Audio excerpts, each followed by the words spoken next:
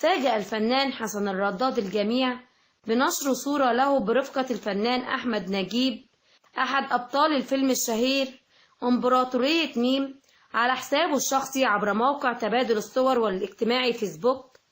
وكتب حسن على الصور قائلا: صدفة جميلة قوي جمعتني النهاردة مع الأستاذ أحمد نجيب أحد أبطال فيلم إمبراطورية ميم، الطفل الشقي اللي كان بيلعب كورة.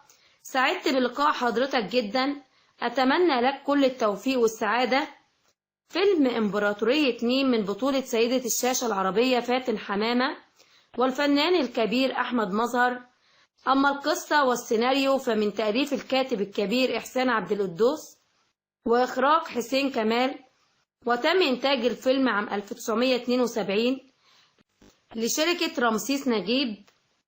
وتدور أحداث الفيلم حول الأرملة منى التي تعمل في وزارة التربية والتعليم وتعيش مع أولادها الستة الذين تبدأ أسمائهم جميعا بحرف الميم.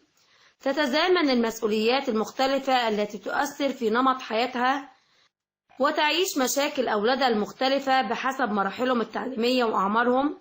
وفي هذا الإيقاع الحياتي تتعرف على رجل الأعمال الكبير أحمد الذي يعجب بها ويعرض عليها الزواج، ومن هنا تبدأ مسيرات أخرى للحكاية.